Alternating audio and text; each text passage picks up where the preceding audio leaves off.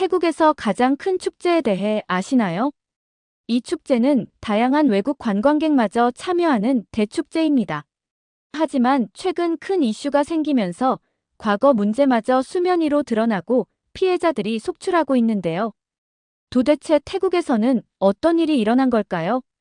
안녕하세요. 제 이름은 베키입니다. 저는 미국에서 대학교를 다니고 있죠. 오늘은 강의 시간에 있었던 충격적인 일을 이야기해 드릴게요. 저는 프레이저 교수님의 강의를 듣기 위해 자리에 앉았습니다. 교수님의 강의가 시작되었어요. 여러분, 오늘은 특별한 주제로 이야기를 나눠봅시다. 프레이저 교수님은 강의실을 한 바퀴 둘러보시더니 갑자기 질문을 던지셨어요. 물이 깨끗하다는 건 단지 위생의 문제가 아닙니다. 그건 국가의 관리 능력, 정치, 그리고 신뢰의 문제죠. 강의실에 무거운 침묵이 내려앉았어요. 교수님은 슬라이드를 넘기시며 화면에 물을 흥겹게 뿌리는 사람들의 모습을 보여주셨습니다. 이것이 무엇인지 아시는 분 계신가요? 저는 즉시 손을 들었어요. 송크란 축제입니다. 태국의 전통 새해 축제로 물을 뿌리는 정화의식이죠. 정확합니다. 송크란은 태국에서 가장 중요한 축제 중 하나죠. 4월 중순, 태국 전역에서 열리는 불교식 정화의식이자 물축제입니다. 그리고 교수님은 송크란의 역사적 의미와 현대적 변화에 대해 설명하셨어요. 원래는 어르신들께 정화수를 부어드리며 축복을 구하는 경건한 의식이었다고 해요. 하지만 지금은 거리에서 물총을 쏘고 심지어 코끼리까지 동원해 물을 뿌리는 전 국민적인 물 난장으로 변모했다고 하셨죠.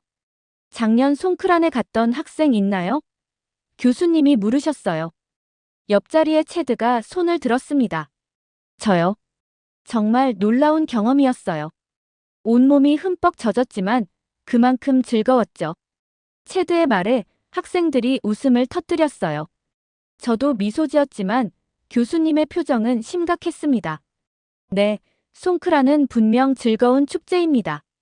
하지만 오늘 우리가 다룰 송크란은 그 아름다운 축제가 어떻게 위기의 축제가 되었는지를 보여주는 사례가 될 겁니다. 스크린에는 피부가 빨갛게 부어오른 사람들의 사진과 물에서 떠다니는 쓰레기들, 그리고 무너져 내린 건물 사진이 차례로 등장했죠. 태국의 송크란 축제는 국가 정체성과 관광 산업의 핵심이지만 최근 몇 년간 여러 문제점들이 수면 위로 드러나고 있습니다. 특히 올해는 수질 오염 문제가 가장 심각하죠. 저는 필기를 하며 생각했어요. 단순한 물축제가 어떻게 국가적 위기와 연결될 수 있을까? 그때 교수님이 저를 지목하셨습니다. 베키, 송크란 축제에서 물이 오염되었다는 사실이 정치적으로 어떤 의미를 가질 수 있을까요? 물은 생명과 정화의 상징입니다. 그런데 그 물이 오염되었다는 것은 국가의 기본적인 안전망이 무너졌다는 의미일 수 있어요.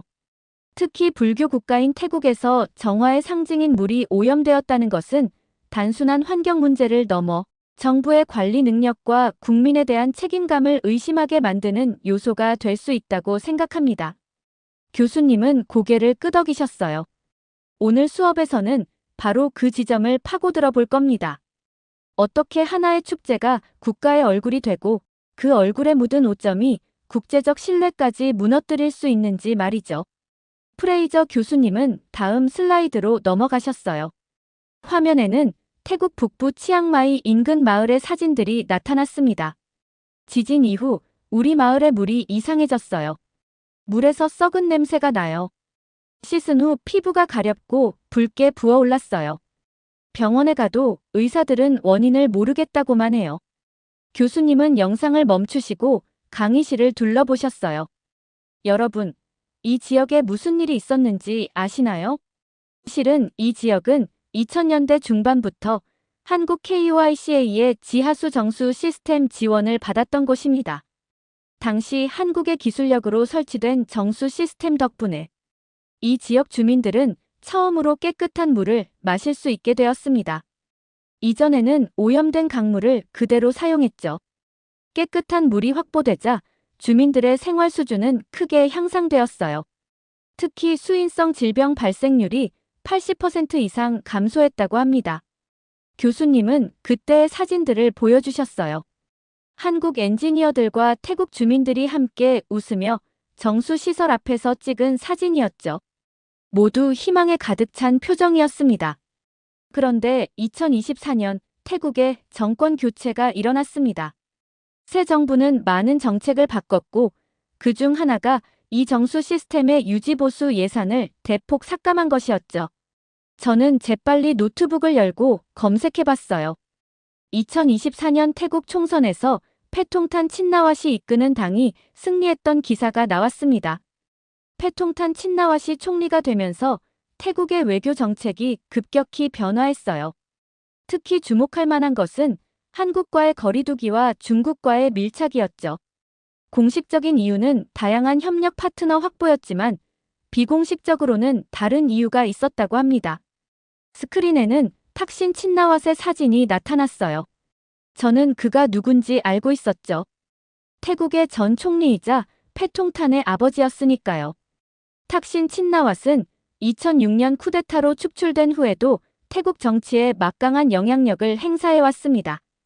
특히 딸인 패통탄이 총리가 된 이후에는 비공식적 정치 컨트롤러로 활동하며 중국 중심 외교 전략을 설계했다는 분석이 많아요.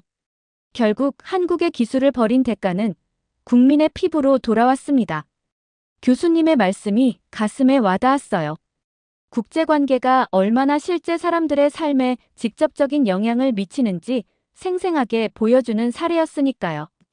국제관계에서 다양한 협력 파트너를 확보하는 것은 중요합니다. 하지만 이미 검증된 시스템을 정치적 이유로 방치하는 것은 국민의 복지를 희생시키는 결정이라고 생각해요. 특히 물과 같은 기본적인 생활 요소에 관한 문제라면 더욱 그렇죠. 스크린 화면에는 무너진 고층 건물의 모습이 보였습니다. 먼지가 자욱한 가운데 콘크리트 잔해들이 산더미처럼 쌓여 있었죠.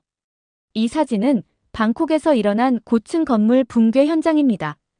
강의실 전체가 숨을 들이켰어요. 저도 그 뉴스를 본 적이 있었지만 실제 현장 사진은 처음 보는 거였거든요. 이 사건은 태국 사회에 엄청난 충격을 주었습니다. 교수님은 잠시 멈추셨다가 다음 슬라이드로 넘어갔어요. 이번에는 건물 시공 당시의 사진과 계약서 일부가 보였습니다. 이 건물은 중국 국영기업이 시공한 것으로 밝혀졌습니다. 더 큰 문제는 지진 이후 태국 전역에 중국 기업이 시공한 건물이 수십 곳에 달한다는 사실이 드러난 겁니다. 그리고 그 모든 건물에 대한 안전 점검이 제대로 이루어지지 않았다는 것도요. 교수님은 태국 현지 뉴스 영상을 보여주셨어요. 사람들이 공포에 질린 표정으로 건물을 바라보고 있었습니다. 이 도시가 무너질 수 있다고 생각하니 무서워요. 저희 집도 중국 회사가 지은 건물인데 오늘부터 친척집에서 지낼 계획이에요. 한 여성의 인터뷰가 끝나자 교수님이 영상을 멈추셨어요. 태국 관광청에 따르면 이 사건 이후 관광 예약 취소 사례가 급증했다고 합니다. 특히 송크란 축제를 보러 오려던 외국인 관광객들의 항공권 환불 요청이 폭증했죠.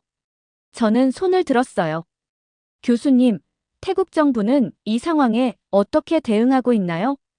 태국 정부는 모든 건물은 안전하다라는 공식 성명을 발표했습니다. 그러나 독립적인 건축 전문가들의 검사를 허용하지는 않고 있죠.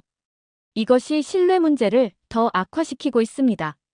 마이클이 손을 들었어요.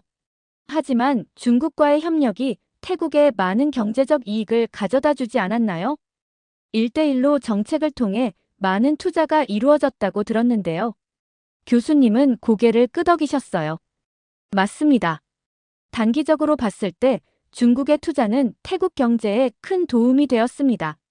하지만 그 이면에는 어떤 비용이 있었는지도 생각해 봐야 하죠. 교수님은 다시 무너진 건물 사진으로 돌아가셨어요. 태국은 단기적 외교 이익을 위해 중국에 너무 의존한 건 아닐까요? 교수님의 질문에 강의실은 침묵에 빠졌습니다. 국제관계에서 균형을 찾는 것이 얼마나 어려운지를 실감하게 되었죠. 여러분, 국제관계는 종종 줄다리기와 같습니다. 너무 한쪽으로 치우치면 균형을 잃게 되죠. 태국의 사례는 그 균형을 잃었을 때 국민들이 어떤 대가를 치러야 하는지 보여줍니다. 저는 교수님의 말씀을 곱씹으며 노트북에 적었어요. 국가 간 협력은 신중하게 이루어져야 한다. 특히 국민의 안전과 직결된 문제라면 더욱 그렇다. 교수님이 다시 입을 여셨어요. 이제 우리는 이 모든 문제가 어떻게 송크란 축제라는 하나의 사건으로 집약되는지 살펴볼 차례입니다. 저는 다음 내용이 궁금해 몸을 앞으로 기울였습니다. 이번에는 태국 총리 패통탄 친나왓의 기자회견 장면이었습니다. 그녀는 자신감 넘치는 표정으로 마이크 앞에 서 있었죠. 이제 우리는 송크란 축제 자체에 대해 이야기해 볼 필요가 있습니다. 여러분 모두 알다시피 지난달 미얀마와 태국 국경 지역에서 규모 7.7의 지진이 발생했습니다. 이 지진은 우리가 앞서 본 여러 문제들의 시발점이 되었죠. 교수님은 태국 지질학자들의 보고서 몇 장을 스크린에 띄우셨어요. 지진 직후 여러 전문가들이 경고했습니다. 지하수 오염이 확산됐고 물을 대량으로 사용하는 송크란 축제는 감염 위험을 키울 수 있다고요. 저는 깜짝 놀랐어요. 그런데도 축제를 진행했다고요? 교수님은 고개를 끄덕이셨죠. 네, 그게 바로 이번 수업의 핵심입니다. 교수님은 패통탄 총리의 발언을 보여주셨어요. 우리의 송크란 축제는 예정대로 진행될 것입니다. 축제를 중단하면 세계는 우리가 위기라고 인식할 것입니다. 태국은 강합니다. 우리는 두려움에 굴복하지 않을 것입니다. 총리의 발언 이후 태국 정부는 수질에 문제 없다는 조사 결과를 발표했습니다. 그러나 이 조사는 독립적인 검증을 거치지 않았죠. 저는 손을 들었어요. 교수님, 그렇다면 실제 상황은 어땠나요? 교수님은 깊은 한숨을 내쉬셨어요. 결과는 참담했습니다. 그리고 다음 슬라이드로 넘어가셨는데 거기에는 방콕의 병원 상황이 담긴 사진들이 있었어요. 온몸에 발진이 생긴 사람들, 붓고 빨갛게 충혈된 눈을 한 아이들, 긴 줄을 서서 기다리는 환자들. 송크란 축제가 끝난 지 단 이틀 만에 피부병 환자가 급증했습니다. 접촉성 피부염, 발진, 눈 감염, 심각한 알레르기 반응까지 특히 어린이와 노인들이 큰 피해를 입었죠. 옆자리에 제시카가 손을 들었어요. 왜 사람들은 경고에도 불구하고 물축제에 참여한 거죠? 교수님은 고개를 끄덕이셨어요. 또 하나의 좋은 질문입니다. 정부의 안전하다는 발표를 믿었기 때문이죠. 게다가 송크란은 태국인들에게 단순한 축제가 아닌 문화적 정체성의 일부입니다. 정부가 안전하다고 했는데 참여하지 않는 것은 일종의 비애국적 행동으로 여겨질 수도 있었죠. 교수님은 또 다른 사진을 보여주셨어요. 병원 앞에 길게 늘어선 줄이었죠. 방콕 시내 주요 병원은 피부 질환 치료 약품은 일시적으로 품절되는 사태까지 벌어졌습니다. 저는 충격을 받아 입을 다물지 못했어요. 한 국가의 지도자가 국민의 건강보다 국가 이미지를 우선시한다는 것이 믿기지 않았거든요. 미국과 일본의 주요 언론은 이 상황을 집중 보도했습니다. 국민 건강보다 국가 이미지 우선. 태국 송크란 축제의 그늘. 위험한 물놀이. 태국 정부의 무책임한 결정이 부른 재앙. 이런 보도는 역설적이게도 태국이 가장 피하고 싶었던 것, 즉 국가 이미지 훼손을 더 심각하게 만들었습니다. 교수님, 궁금한 게 있어요. 왜 지도자들은 종종 명백한 위험에도 불구하고 이미지를 위해 국민을 위험에 빠뜨리는 결정을 내리는 걸까요? 교수님은 제 질문에 잠시 생각하시더니 대답하셨어요. 권력의 본질적인 질문입니다. 정치인들에게 권력 유지는 때로 국민의 안전보다 중요하게 여겨지죠. 또한 자신이 내린 결정이 잘못되었다는 것을 인정하기보다 그 결정을 정당화하는데 더 많은 에너지를 쏟는 경우가 많습니다. 패통탄 총리도 마찬가지였겠죠. 저는 고개를 끄덕였어요. 교수님의 말씀이 가슴에 와닿았거든요. 이제 우리는 송크란 축제의 더 깊은 측면을 살펴볼 차례입니다. 이 축제가 가진 또 다른 그림자들에 대해 알아봅시다. 저는 다음 내용이 어떤 것일지 궁금해하며 필기할 준비를 했어요. 화면에는 송크란 축제의 화려한 모습들이 담긴 관광 홍보 영상이 재생되기 시작했습니다. 물을 흥겹게 뿌리는 사람들, 코끼리가 물을 뿜는 장면, 흠뻑 젖은 채 웃고 있는 외국인 관광객들의 모습이 연속적으로 나타났죠. 송크란 축제는 한때 전 세계에서 가장 이색적인 물축제로 불리며 큰 인기를 끌었습니다. 태국 관광청 자료에 따르면 송크란 기간 동안 매년 약 280만 명의 외국인 관광객이 태국을 방문했죠. 이는 태국 GDP의 상당 부분을 차지하는 관광 산업에 있어 매우 중요한 수치였습니다. 영상이 끝나고 교수님은 새로운 그래프를 보여주셨어요. 2019년부터 2024년까지의 송크란 기간 외국인 관광객 수 추이였는데 2025년에 급격하게 하락한 그래프선이 눈에 띄었습니다. 그러나 이번 2025년에는 관광객 수가 약 170만 명 수준으로 급감했습니다. 코로나19 팬데믹 이후 처음 맞이하는 이런 급격한 하락이었죠. 교수님, 이렇게 급감한 이유는 앞서 말씀하신 오염된 물과 건물 붕괴 문제 때문인가요? 그렇습니다.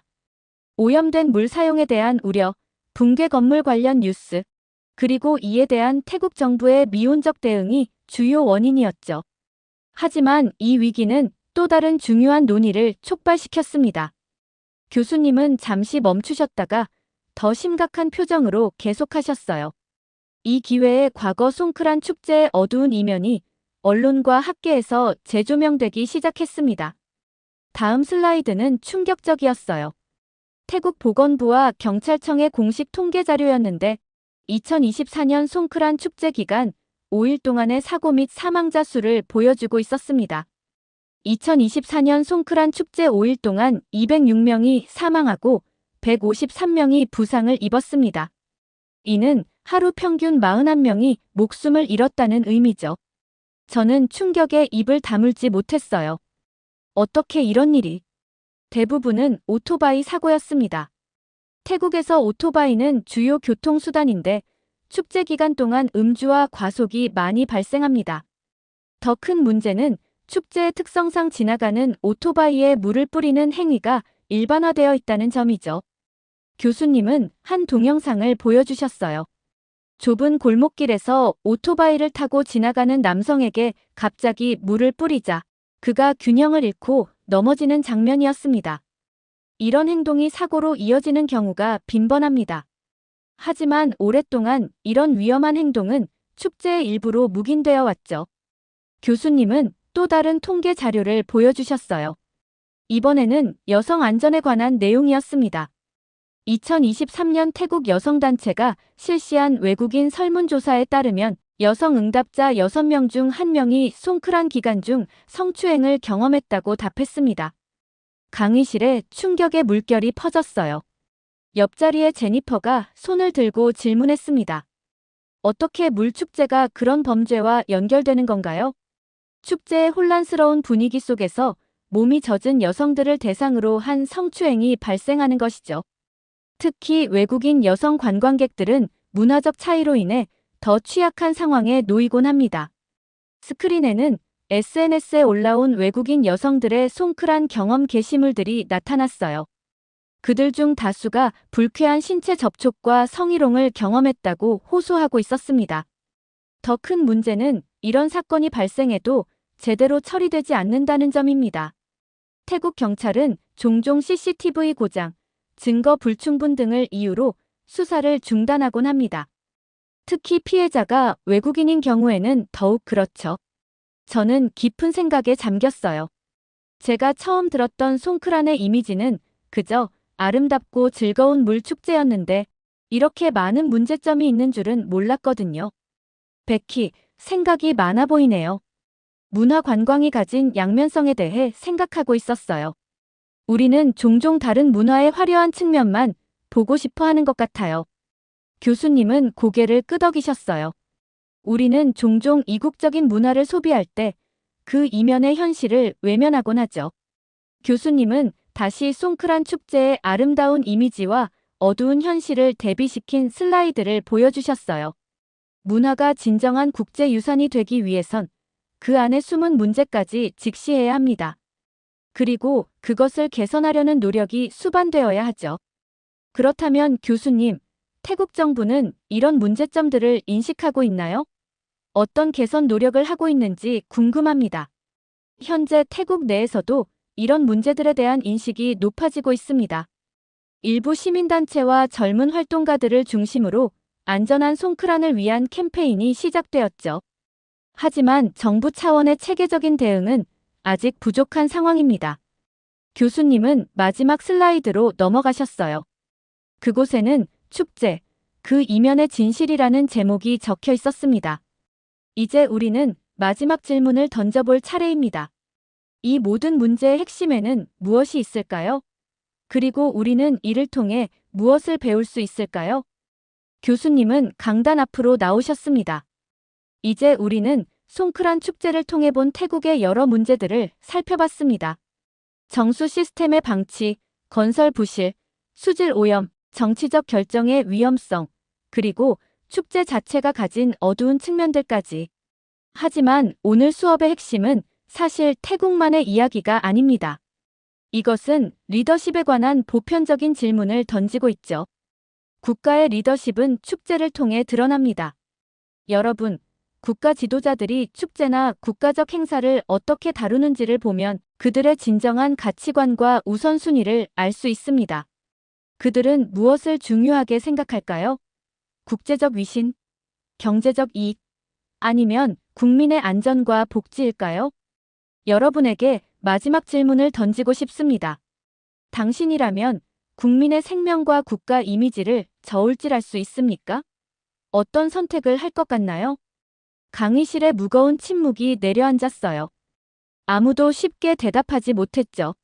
저는 이 질문에 대해 깊이 생각하며 손을 들까 말까 고민했어요. 그때 뒷자리에서 평소 조용히 수업을 듣던 타일러가 손을 들었습니다. 저는 물에 대해 생각해봤습니다. 그 물은 단지 더러운 물이 아니라 태국 사회의 모든 문제를 흘려보내고 있었던 건 아닐까요? 부패한 정치, 위험한 건설, 환경 문제, 성범죄까지 모든 것이 그 물속에 섞여 있었던 것 같아요. 그리고 정부는 그저 괜찮다고 말하며 덮으려 했고요. 타일러의 말에 강의실은 더욱 조용해졌어요. 그의 통찰력 있는 관찰이 우리 모두의 마음에 깊은 울림을 주었던 것 같습니다. 교수님은 잠시 생각에 잠기셨다가 말씀하셨어요. 훌륭한 관점입니다. 물은 종종 정화와 변화의 상징이지만 때로는 우리가 마주하기 싫은 진실을 드러내기도 하죠. 저는 타일러의 말을 노트북에 적으며 생각했어요. 정말 그랬던 것 같다. 송크란의 물은 태국의 모든 문제를 비추는 거울이었어. 교수님은 마지막으로 우리를 바라보셨어요. 이것으로 오늘의 수업을 마치겠습니다. 하지만 여러분의 사고는 여기서 끝나지 않길 바랍니다. 오늘 배운 내용을 바탕으로 자신만의 분석을 해보세요. 종이 울리고 학생들이 하나둘 강의실을 빠져나갔지만 저는 자리에 남아 노트북을 천천히 닫았어요.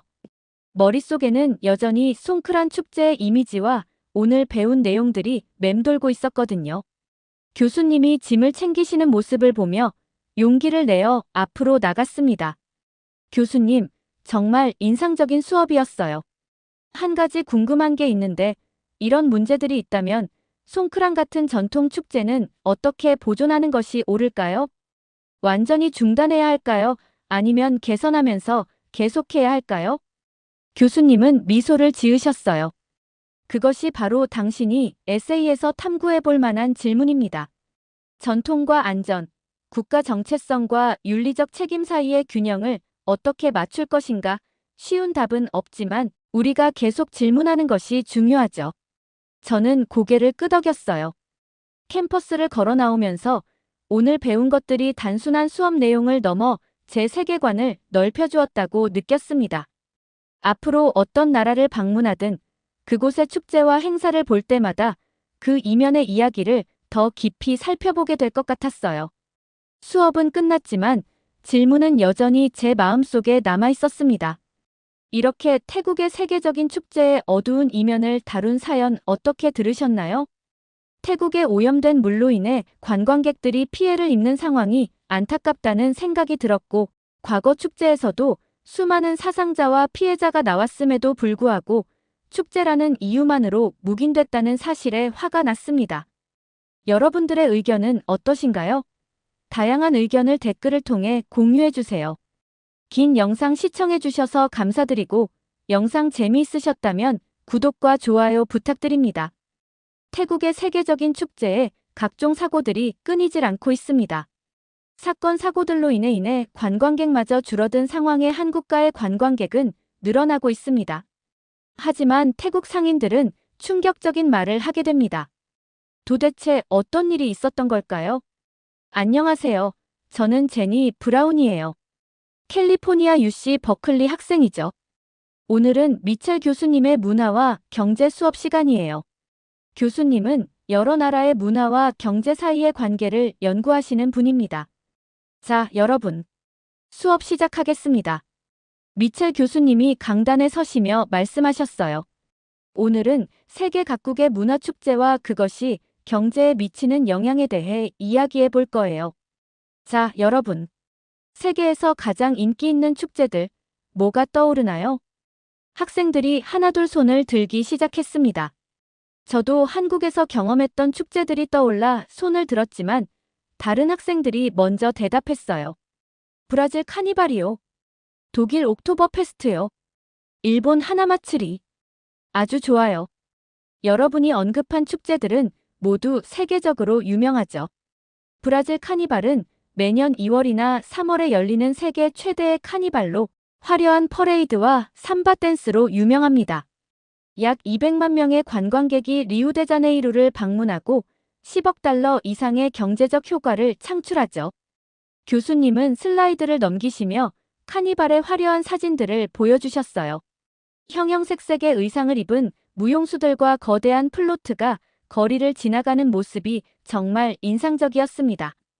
다음으로 독일 뮌헨의 옥토버 페스트는 세계 최대의 맥주 축제로 매년 9월 말부터 10월 초까지 16일간 진행됩니다.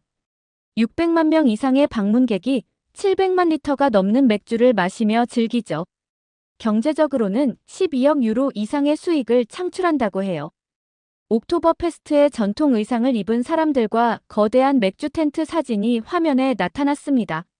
저도 언젠가는 꼭 가보고 싶은 축제였죠. 일본의 하나마츠리는 꽃축제로 봄에 벚꽃이 만개할 때 열립니다. 사람들은 공원에서 하나미라 불리는 벚꽃 구경을 하며 음식과 술을 즐기죠.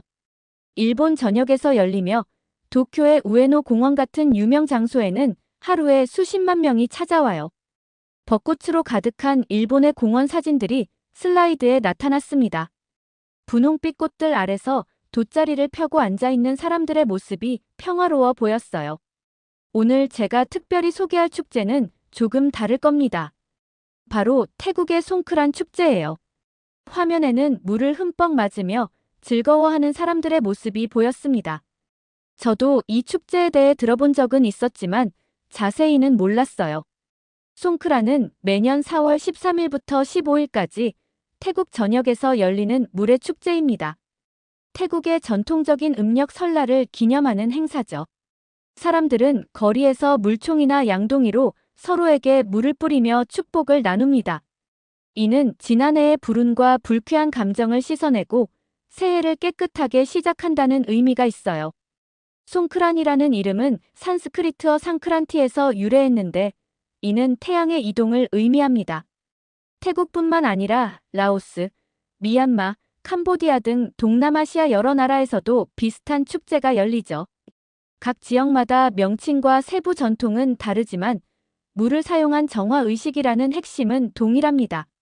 하지만 곧 교수님의 표정이 조금 심각해졌고 분위기는 달라졌습니다. 하지만 이 축제엔 어두운 그림자도 있습니다. 음주, 교통사고, 무분별한 폭력이 매년 수백 건 이상 발생하죠. 실제로 송크란 축제단 3일 동안 수천 건이 넘는 사고가 있었고 그중 상당수가 사망사고였습니다. 저는 충격을 받았어요. 화려하고 즐거워 보이는 축제의 이면에 이렇게 많은 사고와 비극이 있다니 상상도 못했습니다. PPT에는 태국 도로 위에 앰뷸런스가 보이고 경찰이 바리케이드를 치는 뉴스 영상이 흘러나왔어요. 강의실의 분위기가 갑자기 숙연해졌습니다. 축제 기간 동안 태국의 도로 사망률은 평소보다 2배 이상 높아집니다. 음주운전이 주요 원인이죠. 또한 물을 뿌리는 과정에서 발생하는 마찰로 폭력 사태가 벌어지기도 해요. 특히 외국인 관광객들은 현지 문화와 관습을 잘 모르기 때문에 더 큰 위험에 노출되기도 합니다. 저는 노트에 교수님의 말씀을 적으며 생각했어요. 문화축제가 단순히 즐거움만 주는 것이 아니라 이런 부정적인 측면도 있구나.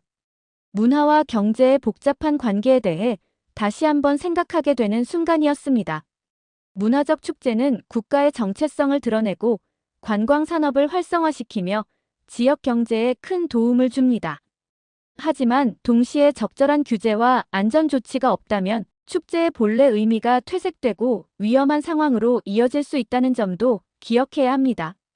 자, 이제 송크란 축제의 경제적 측면을 살펴보겠습니다. 교수님은 리모컨을 누르며 새로운 슬라이드를 띄우셨어요.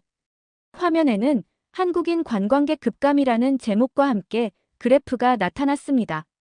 이 그래프가 보여주는 것은 송크란 축제 기간 중 태국을 방문한 한국인 관광객 수의 변화입니다. 보시다시피 계속해서 감소하고 있죠. 교수님은 그래프의 각 지점을 가리키며 설명하셨어요. 한국인 관광객은 원래 송크란 축제 기간 중 소비력이 가장 높은 그룹이었습니다. 항공권, 숙소, 현지 투어, 마사지, 쇼핑까지 하루 평균 소비가 중국인보다 2배 가까이 높았죠. 그런데 최근 들어 한국인 관광객 수가 급격히 줄어들고 있습니다. 특히 방콕, 푸켓, 치앙마이는 한국인들에게 인기 있는 여행지였죠. 그런데 왜 갑자기 이런 변화가 일어난 걸까요? 옆자리에 앉아있던 케빈이 손을 들고 물었습니다. 왜요? 정치적 이유인가요? 그보다 먼저 문제였던 건 사건 사고 은폐입니다. 태국 정부는 그동안 송크란 축제 때 발생한 사고들을 축소하거나 무시했어요. 하지만 최근 몇 년 사이 SNS를 통해 시민들이 직접 영상을 올리면서 상황이 바뀌었죠. 교수님은 다음 슬라이드로 넘어가셨어요. 화면에는 여러 SNS 플랫폼의 게시물들이 나타났습니다. 송크란의 친구가 교통사고 당했어요. 정부는 아무 발표도 안 해요. 술에 취한 현지인이 외국인 관광객한테 물총 대신 병을 던졌어요. 방콕 카오산 로드에서 한국인 관광객이 강도를 당했는데 경찰은 축제라서 바쁘다며 신고 접수도 안 해줬어요.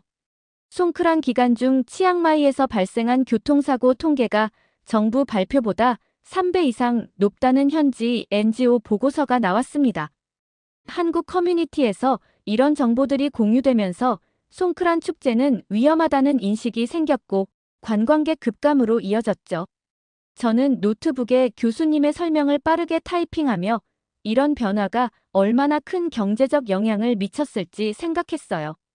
한국인 관광객의 소비력이 높았다면 그들의 감소는 태국 경제에 상당한 타격을 주었을 텐데요.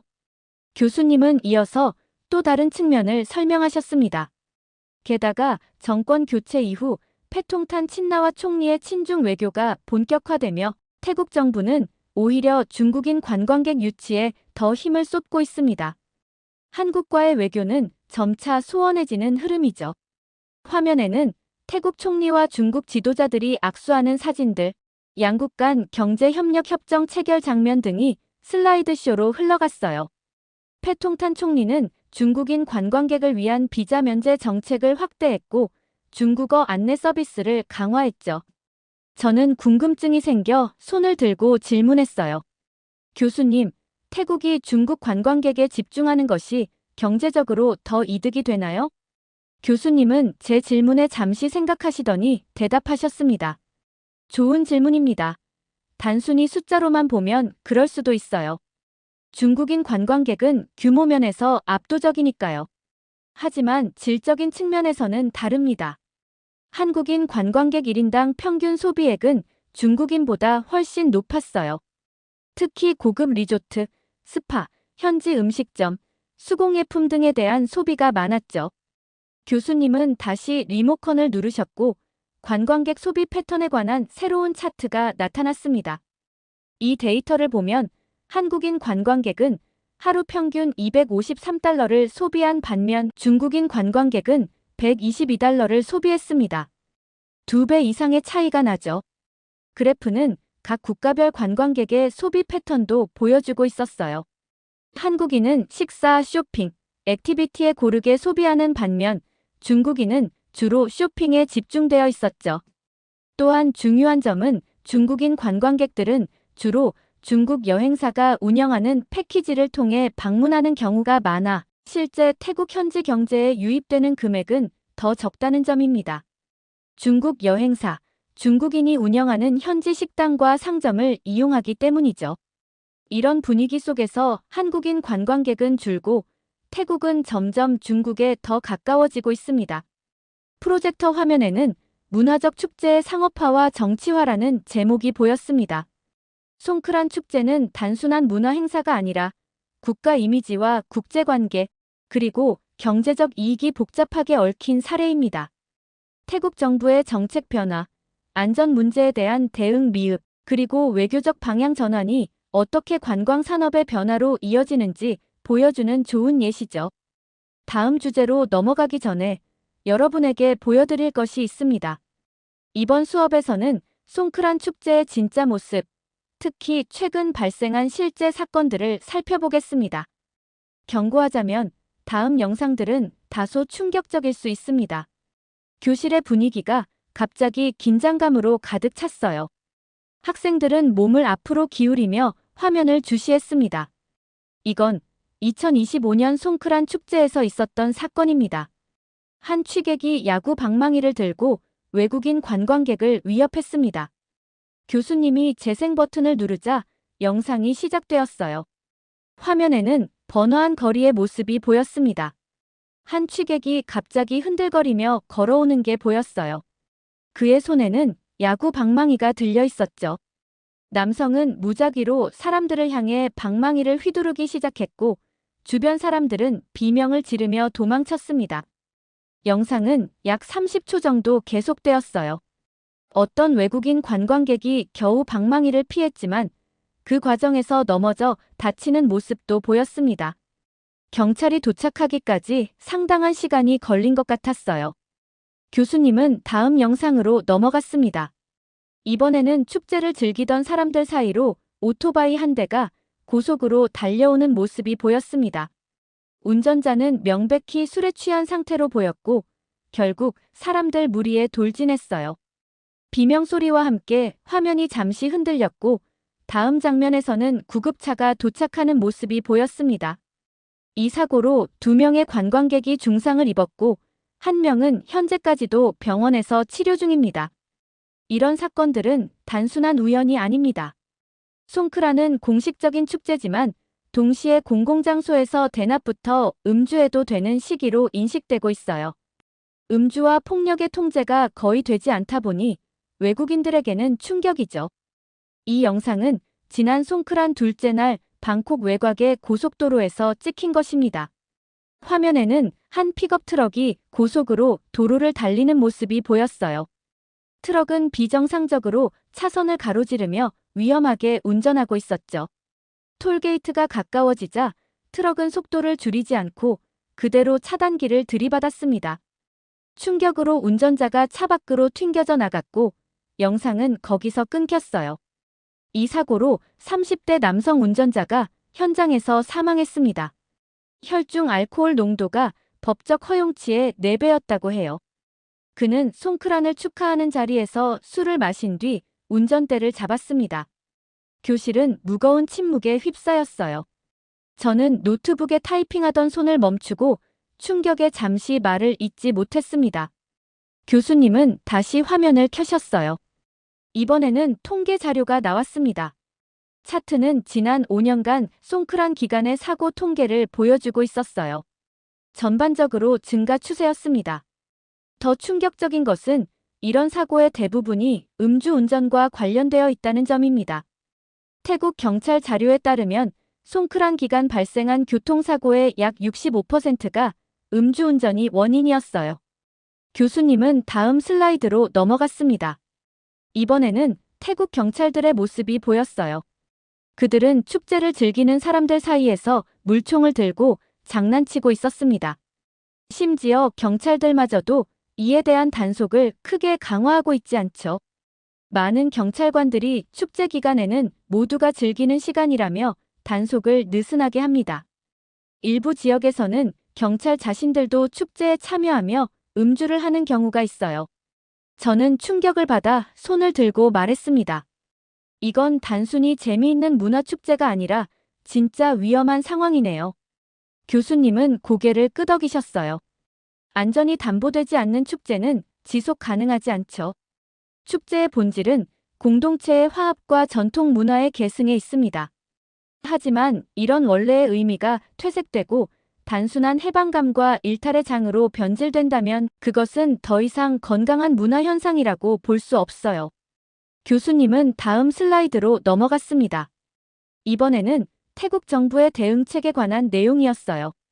태국 정부도 이런 문제점을 인식하고 있습니다. 최근 몇 년간 안전한 송크란 캠페인을 시행하고 있지만 실효성은 크지 않은 상황이에요. 주요 관광지에 CCTV를 설치하고 음주 단속을 강화하겠다는 계획을 발표했지만 실제 현장에서는 제대로 이행되지 않는 경우가 많죠. 화면에는 안전한 송크란을 위한 7가지 규칙이라는 포스터가 보였습니다. 음주운전 금지, 과도한 물 사용 자제, 공공장소에서의 음주 제한 등의 내용이었어요. 이런 캠페인에도 불구하고 사고는 줄어들지 않고 있습니다. 왜 그럴까요? 교수님은 앞쪽에 앉아있던 마이크를 지목하셨어요.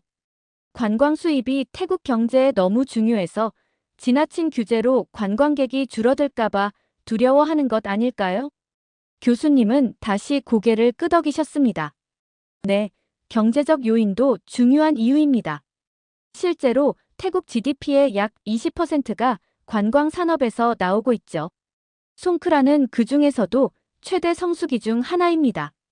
자, 남은 시간에는 태국의 최근 외교 정책과 관광 전략의 변화에 대해 이야기해 보겠습니다. 교수님은 프로젝터 화면을 변경하셨어요. 패통탄 총리는 취임 직후 중국과의 긴밀한 협력을 선언했죠. 실제로 태국 정부는 지금 한국이나 일본, 서구 국가들보다 중국에 훨씬 집중하고 있습니다. 교수님은 패통탄 총리의 배경에 대해 설명하셨어요. 패통탄 친나왓은 실제 화교 출신으로 막대한 재산을 가지고 있습니다. 그의 가문은 중국 광둥성에서 이주해온 화교로 태국에서 통신, 부동산, 소매업 등 다양한 사업을 통해 큰 부를 축적했죠. 따라서 그의 중국 친화적 정책은 개인적 배경과도 연관이 있습니다. 다음 슬라이드에는 태국의 중국 중심 관광 정책이 구체적으로 나열되어 있었어요. 태국 정부는 최근 몇 년간 중국인 관광객을 유치하기 위한 여러 정책을 시행했습니다. 첫째, 중국인을 위한 비자 면제 정책을 확대했어요. 둘째, 방콕, 푸켓, 치앙마이 등 주요 관광지에 중국어만 안내되는 관광 안내소가 증가했습니다. 셋째, 태국 관광청은 마케팅 전략을 완전히 바꿔 중국 플랫폼 중심으로 홍보를 강화했습니다. 중국 소비자들에게 집중적으로 태국을 홍보하고 있죠. 교수님은 태국 관광청의 마케팅 예산 배분 차트를 보여주셨어요. 과거에는 중국 마케팅이 전체의 20% 정도였지만 현재는 거의 60%에 달하는 것이 보였습니다. 교수님은 다음 슬라이드로 넘어가셨어요. 관광객 수와 소비액 비교라는 제목의 차트였습니다. 중국인 관광객의 증가로 인해 외국인 관광객 수치는 코로나19 이전 수준으로 거의 회복됐습니다.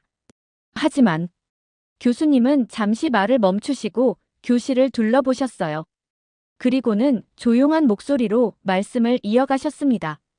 그 이면엔 소비력의 차이라는 문제가 있습니다.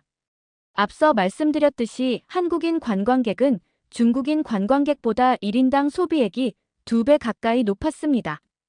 게다가 한국인들은 현지 소상공인들에게 직접 돈을 쓰는 경향이 있는 반면 중국인 관광객들은 중국 여행사가 운영하는 패키지 투어를 이용하는 경우가 많아 실제 태국 경제에 미치는 영향은 수치보다 적은 경우가 많습니다. 교수님은 경제 전문가의 인터뷰 영상을 짧게 보여주셨어요. 영상 속 전문가는 중국인 관광객 증가는 단기적으로는 숫자상 회복처럼 보이지만 장기적으로는 태국 관광 경제의 질적 저하를 가져올 수 있다고 말하고 있었습니다. 결국 태국 정부의 이러한 정책 변화는 단기적인 관광객 수 회복에는 성공했지만 장기적인 관광 산업의 지속 가능성과 품질 측면에서는 의문이 제기되고 있습니다. 자, 다음 주제로 넘어가기 전에 제가 최근에 태국을 방문하고 돌아온 특파원이 취재한 내용을 보여드리겠습니다. 교수님은 영상을 재생하셨어요. 영상 속에는 방콕의 카오산 로드가 보였습니다. 송크란 축제가 끝난 직후의 모습이었죠. 거리는 물자국과 쓰레기로 지저분했고 상인들은 가게를 정리하고 있었습니다. 카메라는 한 노점상에게 다가갔어요. 약 50대로 보이는 태국 여성이었습니다. 기자가 태국어로 질문하자 그녀는 한숨을 쉬며 대답했어요. 중국인들은 많이 오긴 해요. 근데 물총도 안 사요. 그냥 남이 버린 거 주워 쓰더라고요. 예전엔 한국 사람들 덕에 이맘때가 제일 돈 많이 벌던 시기였는데 그것뿐만이 아니에요. 제 가게가 복잡할 때면 진열해둔 물건들이 자주 없어져요. 처음에는 그냥 정신없어서 잘못 둔 줄 알았는데 CCTV를 보고 나서 알게 됐죠. 중국인 단체 관광객들이 가게에 한꺼번에 들어와 북적거릴 때 몇몇이 상품을 가방에 슬쩍 넣고 나가는 거예요. 그녀는 한숨을 쉬며 고개를 저었습니다. 옆거리의 마사지 샵 주인 친구도 비슷한 경험을 했어요. 타월이나 작은 용품들이 자주 사라진대요. 심지어 다른 관광객들이 잠시 자리를 비웠을 때 그들의 물건마저도 가져가는 경우가 있었다고 해요. 한국인들은 대부분 물건을 구매하고 가격도 잘 깎지 않았는데 그녀는 이러한 증언이 카오산 로드의 여러 상인들로부터 반복적으로 들려온다고 설명했습니다. 영상은 계속해서 다른 상인들의 인터뷰도 보여주었어요. 기념품 가게 주인, 식당 주인, 마사지 샵 직원 등 다양한 사람들이 비슷한 의견을 이야기했습니다. 실제로 많은 상점과 노점상들이 과거의 호황을 그리워하고 있습니다. 한국인 관광객은 물총, 전통 의상, 기념품 등 다양한 소비를 즐기며 매출을 견인했지만 중국 관광객은 상대적으로 단체 관광 위주로 움직이며 현지 소비는 적다는 평입니다. 영상은 몇 년 전 송크란 축제의 모습과 현재의 모습을 비교하며 마무리되었어요. 예전에는 다양한 국적의 관광객들이 섞여 있었지만 최근에는 중국인 단체 관광객이 대부분을 차지하는 모습이 뚜렷했습니다. 영상이 끝나고 교수님은 프로젝터를 끄셨어요. 이런 현상은 태국만의 문제가 아닙니다. 관광 중심 경제를 가진 많은 국가들이 비슷한 딜레마에 직면해 있죠. 단기적인 관광객 수치와 장기적인 질적 성장 사이의 균형을 어떻게 맞출 것인가? 마지막으로 오늘 배운 내용을 정리해 보겠습니다. 송크란 축제 사례를 통해 우리는 문화축제가 단순한 전통 행사가 아니라 국가 정체성, 경제, 외교 정책과 긴밀하게 연결되어 있음을 알 수 있었습니다. 교수님은 칠판에 3가지 핵심 포인트를 적으셨어요. 문화적 가치와 상업화의 균형, 안전과 즐거움의 공존, 지속 가능한 관광 전략 축제가 지역 경제에 미치는 영향은 단순히 인파로 결정되지 않습니다. 누가 오느냐, 어떤 메시지를 전하느냐, 얼마나 지속 가능한가가 더 중요하죠. 송크란 축제는 지금 그 갈림길에 서 있습니다. 교수님의 마지막 말씀이 깊이 와닿았어요. 단순히 관광객 수만 늘리는 것이 아니라 축제의 본질을 지키면서도 안전하고 지속 가능한 방식으로 발전시키는 것이 중요하다는 생각이 들었습니다. 다음 수업에서는 이런 문제를 해결하기 위한 다양한 국가들의 시도와 성공 사례를 살펴보겠습니다. 여러분, 수고하셨습니다. 저는 잠시 앉아서 노트북에 마지막 생각들을 정리했습니다. 축제란 우리가 생각하는 것보다 훨씬 많은 의미를 품고 있다. 그것은 단순한 즐거움이나 전통의 계승을 넘어 국가의 정체성과 경제, 그리고 국제 관계까지 영향을 미치는 복합적인 현상이다. 송크란 축제를 통해 본 태국의 상황은 문화의 보존과 발전, 경제적 이익, 그리고 안전 사이에서 균형을 찾아가는 과정의 중요성을 보여준다. 문화와 경제, 정치가 어떻게 서로 영향을 주고받는지, 그리고 그 속에서 우리는 어떤 가치를 지켜나가야 하는지에 대한 더 깊은 이해를 얻을 수 있었습니다. 이렇게 태국의 송크란 축제의 사건 사고에 관한 사연 어떻게 들으셨나요? 이렇게 많은 사상자가 발생한다는 사실에 놀라게 되었고, 한국을 버리고 중국 관광객들을 들이자 소비력이 떨어지고 경제에 큰 타격을 준다는 사실이 놀라웠습니다. 여러분들의 의견은 어떠신가요? 다양한 의견을 댓글을 통해 공유해주세요. 긴 영상 시청해주셔서 감사드리고, 영상 재미있으셨다면 구독과 좋아요 부탁드립니다. 태국에서 충격적인 사건이 벌어졌습니다. 보복성 테러가 일어나고 있고 또 다른 추가 피해가 일어날 수도 있는 상황이라고 합니다. 이에 세계 각국에서 여행 경보가 발령됐는데요. 도대체 태국에서는 어떤 일이 일어나고 있는 걸까요? 안녕하세요. 제 이름은 조이입니다. 워싱턴에 있는 조지타운 대학교 3학년 학생이에요. 아시아 정치에 관심이 많아 이번 학기에 동남아시아의 국제 정치와 인권 수업을 듣게 되었죠.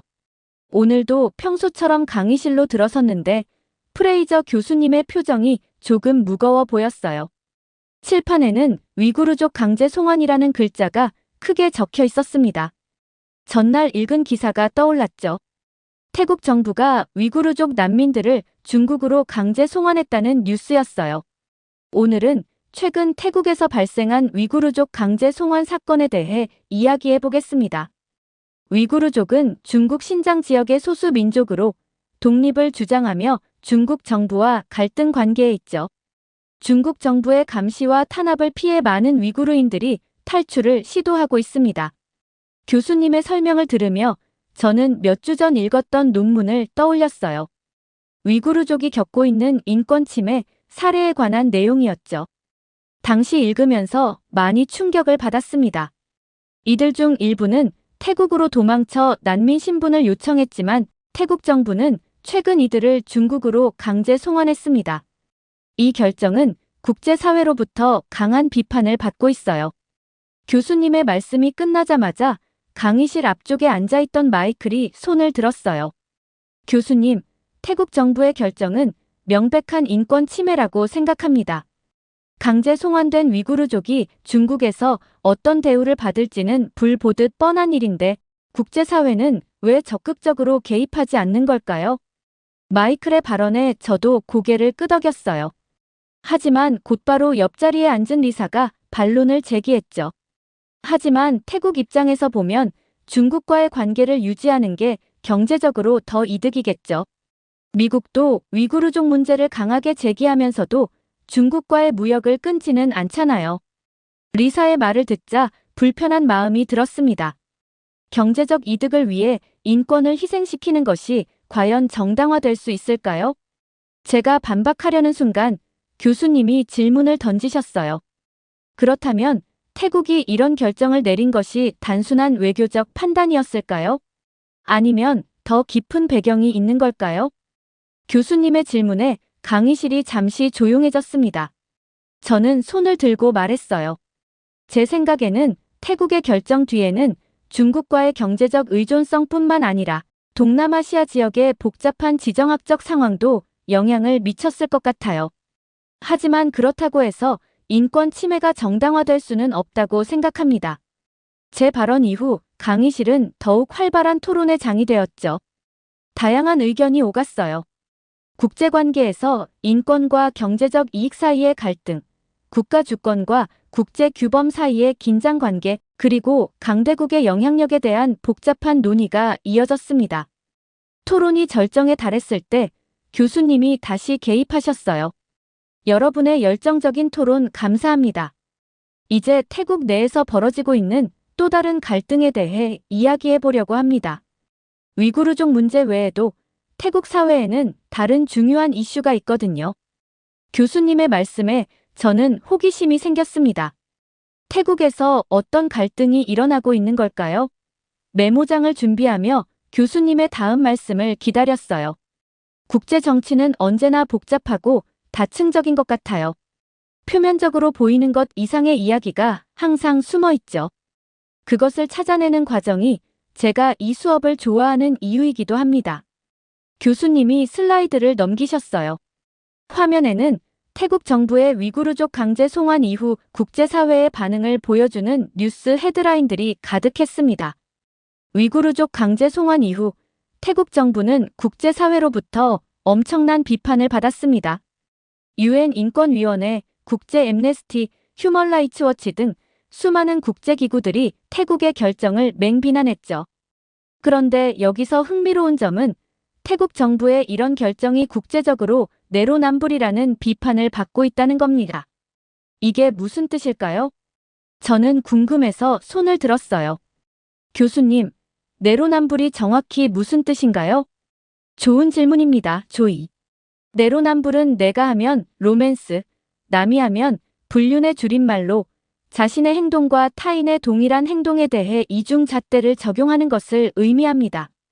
태국의 경우 위구르족 난민은 신속하게 중국으로 송환하면서 정작 자국민이 해외에서 불법 체류자 문제를 일으킬 때는 무관심하다는 비판을 받고 있어요. 교수님은 다음 슬라이드로 넘어갔고 그곳에는 세계 각국의 태국인 불법 체류자 통계가 나와 있었습니다. 한국이 상위권에 있는 것이 눈에 띄었어요. 특히 한국의 경우 태국 출신 불법 체류자 문제가 심각한 상황입니다. 한국 정부가 여러 차례 태국 정부의 협조를 요청했지만 태국 정부는 이 문제에 적극적으로 대응하지 않았어요. 이것이 바로 최근 태국과 한국 사이의 긴장이 고조된 주요 원인 중 하나입니다. 저는 이 부분을 꼼꼼히 메모했어요. 국제관계에서 이러한 이중잣대가 어떤 외교적 갈등을 초래하는지 흥미로웠습니다. 최근 서울 강남에서 태국 조직이 연루된 대규모 불법 약 유통 사건이 발생했어요. 이 사건으로 한국 내 여론이 급격히 악화되었고 한국 정부는 태국 불법 체류자에 대한 단속을 강화했습니다. 심지어 강제 송환까지 고려하는 상황이죠.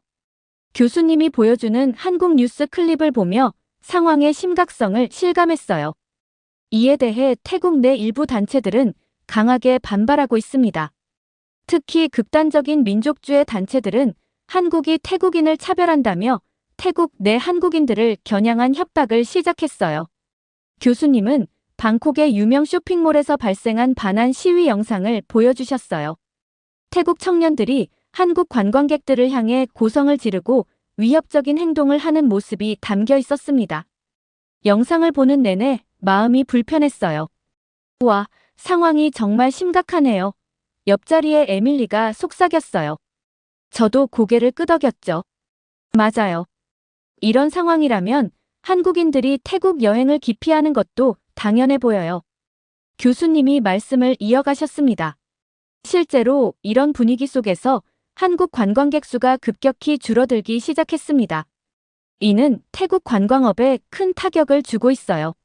외교 전문가들은 태국 정부의 위구르족 강제 송환과 자국민의 불법 체류 문제에 대한 이중적 태도가 이러한 갈등을 심화시켰다고 분석하고 있습니다. 제이슨이 손을 들고 질문했어요. 교수님, 태국 정부는 이런 상황에 대해 어떤 입장을 취하고 있나요? 좋은 질문입니다. 태국 정부는 공식적으로는 모든 국가의 법을 존중한다는 입장을 표명하고 있지만 실질적인 조치는 미비한 상황입니다. 일부 태국 정치인들은 오히려 한국 정부의 태국인 단속을 인권 침해라고 비난하며 국내 여론을 자극하고 있어요. 저는 손을 들고 질문했습니다. 그렇다면 이런 상황에서 국제사회, 특히 유엔이나 다른 국제기구들은 어떤 역할을 할 수 있을까요? 교수님은 생각에 잠겼다가 대답하셨어요. 중요한 질문입니다. 국제기구들은 양국 간의 갈등 중재와 인권 보호라는 두 가지 측면에서 역할을 할 수 있습니다. 하지만 현실적으로는 이런 문제가 각 국가의 주권과 밀접하게 연관되어 있어 개입의 한계가 있죠. 그럼에도 불구하고 대화의 장을 마련하고 국제 규범을 강조하는 것이 중요합니다. 제 옆자리에 앉은 소피아가 속삭였어요. 태국에 여행 계획이 있었는데 다시 생각해봐야겠어. 저도 고개를 끄덕였습니다. 국제 정치의 복잡한 역학이 일반 시민들의 일상에까지 영향을 미치는 현실이 실감났어요. 수업이 계속 진행되는 동안 뒷자리에서 조용하게 앉아있던 태국인 유학생 파차이가 갑자기 손을 들었습니다. 제가 한 말씀 드려도 될까요? 파차이의 목소리가 약간 떨렸어요. 물론입니다. 당신의 의견은 우리에게 매우 중요해요. 저는 이 논의가 불공정하게 진행되고 있다고 생각해요. 마치 태국만 잘못한 것처럼 말이죠. 하지만 한국도 먼저 잘못한 부분이 있어요. 강의실이 갑자기 조용해졌습니다. 모두가 파차이를 주목하고 있었죠. 한국 언론은 태국인 불법 체류자들의 범죄만 과장해서 보도하고 있어요. 대부분의 태국인은 성실하게 일하고 있는데 소수의 범죄자들 때문에 모든 태국인이 범죄자 취급을 받고 있죠. 이건 명백한 인종차별이에요. 파차이의 목소리가 점점 높아졌어요. 게다가 한국 기업들은 태국 노동자들을 저임금으로 고용하면서 부당한 대우를 하고 있어요. 그들이 불법 체류를 하게 된 이유도 한국 고용주들이 적절한 비자를 제공하지 않았기 때문이에요. 한국이 먼저 태국인들을 존중했다면 이런 문제가 생기지 않았을 거예요. 교실 내의 분위기가 긴장되었어요. 학생들이 서로 시선을 교환하며 불편한 기색을 내비쳤죠. 교수님은 침착하게 대응하셨습니다. 파차이, 당신의 의견 감사합니다. 다양한 시각을 듣는 것은 중요해요. 하지만 특정 국가의 잘못을 강조하기보다는 양국 간의 복잡한 상황을 객관적으로 분석해보는 것이 좋겠습니다. 교수님은 슬라이드를 넘기셨어요. 화면에는 태국 관광업 통계가 나타났습니다. 한국 관광객이 급감하면서 태국 관광업계는 큰 타격을 입었습니다. 통계를 보시면 지난 6개월간 한국인 관광객이 전년 대비 68% 감소했어요. 화면에 표시된 그래프는 급격한 하락세를 보여줬어요. 저는 놀라움을 금치 못했습니다. 한때 태국을 찾는 관광객의 상당수를 차지했던 한국인들이 사라지자 방콕과 푸켓을 비롯한 주요 관광지의 호텔, 식당, 가이드 업계는 심각한 위기에 봉착했습니다. 교수님은 태국 현지 호텔 업계 관계자와의 인터뷰 영상을 보여주셨어요. 영상 속 호텔 지배인은 한국 관광객이 사라진 후 예약률이 절반 이하로 떨어졌다고 토로했습니다. 이런 경제적 위기에 직면한 태국 정부는 어떤 대응을 했을까요? 마커스가 손을 들고 대답했죠. 중국 관광객을 유치하는 데 집중했을 것 같습니다. 정확합니다.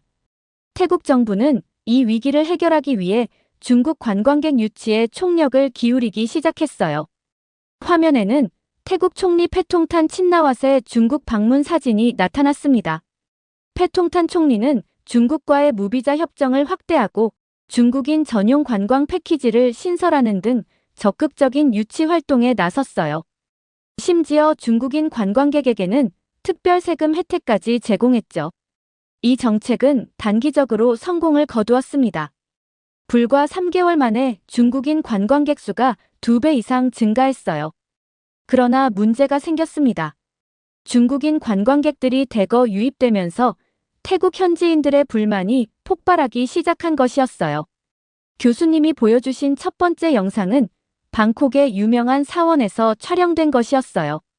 중국인 관광객들이 시끄럽게 떠들고 신성한 공간에서 부적절한 행동을 하는 모습이 담겨 있었습니다. 방콕의 와포 사원에서는 중국인 관광객들이 시끄럽게 떠들고 예절을 지키지 않아 승려들이 불만을 공개적으로 표출했습니다. 일부 사원에서는 중국어로 된 특별행동 지침까지 게시했죠. 다음 영상은 태국의 유명한 해변에서 촬영된 것이었어요. 수백 명의 중국인 단체 관광객들이 해변을 가득 메우고 쓰레기를 무단으로 버리는 모습이 보였습니다. 푸켓과 파타야 같은 유명한 해변에서는 중국인 단체 관광객들이 몰려와 환경을 오염시키고 지역 상인들과 충돌하는 사건이 잇따랐어요. 일부 지역에서는 현지인과 중국 관광객 사이에 물리적 충돌까지 발생했습니다. 마지막으로 교수님은 태국 현지인들과의 인터뷰 영상을 보여주셨어요. 영상 속 태국 상인은 이렇게 말했습니다. 한국 관광객이 많았을 때는 이런 일이 없었어요. 그들은 예의 바르고 우리 문화를 존중했죠. 이 상황이 계속된다면 우리 관광업은 망할 겁니다. 저는 이 말을 듣고 아이러니하다는 생각이 들었어요. 불과 얼마 전까지 한국인들을 적대시하던 태국 사회가 이제는 그들을 그리워하고 있었으니까요. 이런 상황에서 태국 정부는 어떤 입장을 취하고 있나요? 제가 질문했어요. 좋은 질문입니다. 패통탄 총리는 여전히 중국과의 관계 강화를 우선시하고 있어요. 중국은 태국의 미래를 위한 중요한 파트너라는 입장을 고수하면서 현지인들의 불만을 무시하는 모습을 보이고 있죠. 교수님의 말씀을 들으며 국제관계에서 경제적 이득과 국민 정서 사이의 균형을 맞추는 것이 얼마나 어려운지 실감했어요. 이것이 바로 국제정치의 현실이구나 싶었죠. 강의가 끝나고 어느덧 다음 강의 시간이 다가왔어요. 캠퍼스로 향하는 길에 스마트폰으로 뉴스를 확인하던 중 태국 관련 긴급 속보가 눈에 들어왔습니다. 태국 정부 테러 위협으로 보안 경보 발령. 강의실에 도착했을 때 이미 많은 학생들이 그 뉴스에 대해 이야기하고 있었어요. 프레이저 교수님은 평소보다 더 진지한 표정으로 강의실에 들어오셨습니다. 여러분, 오늘은 계획했던 대로 태국의 테러 위협 상황에 대해 이야기해 보려고 합니다. 특히나 오늘 아침 태국 정부가 보안 경보를 발령했다는 소식이 들어왔죠. 교수님은 빔 프로젝터로 최신 뉴스 기사를 보여주셨어요. 2025년 3월 태국 정부는 위구르족 강제 송환 결정 이후 발생할 수 있는 보복성 테러를 우려하며 국가보안 경보를 발령했습니다. 지난달 태국은 위구르족 40여 명을 중국으로 송환했는데 이 결정은 국제사회로부터 강한 비판을 받았어요. 저는 태국 정부의 위험한 결정에 대해 메모하며 고개를 저었어요. 왜 그들은 과거의 실수를 반복하는 걸까요? 이런 상황이 특히 우려되는 이유는 2015년 방콕 테러 사건 때문입니다. 당시 태국 정부가 위구르족 10명을 중국으로 송환한 뒤 위구르족 남성들이 벌인 보복 테러로 외국인 20명이 사망했어요. 교수님은 2015년 방콕 폭탄 테러 당시의 사진들을 보여주셨습니다. 에라완 사원 근처에서 발생한 폭발로 많은 관광객들이 희생된 충격적인 장면이었어요. 강의실 전체가 숙연해졌습니다. 당시 폭탄 테러는 위구르족 송환에 대한 보복으로 밝혀졌습니다. 그러나 태국 정부는 10년이 지난 지금 같은 실수를 반복하고 있는 것 같네요. 소피아가 손을 들고 질문했어요. 교수님, 태국 정부가 과거의 테러 경험에도 불구하고 또다시 위구르족을 송환한 이유는 무엇인가요? 교수님은 깊이 생각하시더니 대답하셨습니다. 좋은 질문입니다. 가장 큰 이유는 중국과의 관계입니다. 앞서 배웠듯이 태국은 최근 중국과의 경제적 관계를 강화하고 있어요. 중국 정부는 위구르족을 분리주의자로 간주하며 그들의 송환을 강력히 요구했고 태국은 중국과의 관계를 위해 이 요구를 받아들인 것으로 보입니다. 저는 손을 들고 물었어요. 그렇다면 현재 태국 정부는 이 테러 위협에 어떻게 대응하고 있나요? 태국 정부는 위구르족 추방과 관련된 보복 테러를 우려해 주요 관광지와 공공장소에 대한 경계와 감시를 대폭 강화했습니다. 방콕의 주요 쇼핑몰, 사원, 관광지에는 군인과 경찰이 배치되었고 공항과 기차역에서는 특별 보안 검색이 실시되고 있어요. 교수님은 태국 방콕 시내의 현재 모습을 보여주는 영상을 틀어주셨어요. 평화로웠던 거리가 군인들로 가득 찬 모습이 보였습니다. 관광객들은 긴장한 표정으로 보안 검색대를 통과하고 있었죠. 특히 주목할 만한 것은 다른 국가들의 반응입니다. 일본 대사관은 자국민들에게 태국 여행 시 신변 안전에 유의할 것을 당부했고 한국 대사관과 한인회도 한인들의 안전을 위해 다중이용시설 방문 시 주의를 당부했어요. 마커스가 손을 들고 말했어요. 이런 상황이면 태국 관광업은 더 큰 타격을 입겠네요. 한국 관광객이 줄어든 데다 이제 테러 위협까지. 정확한 지적입니다. 이미 경제적 어려움을 겪고 있는 태국 관광업에 이번 테러 위협은 치명적인 타격이 될 수 있습니다. 실제로 태국 관광청에 따르면 이번 보안 경보 발령 이후 예약 취소율이 35%나 증가했다고 해요. 화면에는 태국 푸켓의 텅 빈 해변과 허탕치고 있는 상인들의 모습이 보였습니다. 그들의 표정에서 절망감이 느껴졌어요. 국제사회와 외교 전문가들은 태국 정부의 과거 결정을 강하게 비판하고 있습니다. 위구르족 인권을 고려하지 않은 것은 물론이고 자국민과 관광객들의 안전까지 위험에 빠뜨렸다는 거죠. 유엔은 태국 정부의 향후 유사한 상황에서는 인권을 우선시할 것을 촉구했습니다. 제이슨이 질문했어요. 테러 위협에 대한 태국 국민들의 반응은 어떤가요? 태국 국민들은 분노와 두려움이 뒤섞인 반응을 보이고 있습니다. 태국 소셜미디어에서는 정부의 결정을 비난하는 해시태그가 트렌드를 이루고 있고 일부 시민들은 거리에서 항해 시위를 벌이기도 했어요. 교수님은 방콕 시내에서 벌어진 시위 영상을 보여주셨습니다. 국민의 안전을 팔아먹은 정부라는 플래카드를 든 시민들이 보였어요. 태국 정부는 이러한 비판과 위협에 대응해 경찰과 군을 동원하여 주요 지역에 대한 경비를 더욱 강화했습니다. 방콕 시내에만 5,000명 이상의 특수부대원이 배치되었고 주요 관광지와 대사관 주변에는 검문소가 설치되었어요. 저는 교수님의 설명을 들으며 노트북에 메모를 계속했어요. 국제관계에서 한 가지 결정이 얼마나 복잡한 파급 효과를 가져올 수 있는지 다시 한번 실감했습니다. 그렇다면 현재 상황에서 태국 정부가 취할 수 있는 가장 좋은 대응책은 무엇일까요? 그것이 바로 오늘 우리가 토론해 볼 주제입니다. 여러분은 어떻게 생각하나요?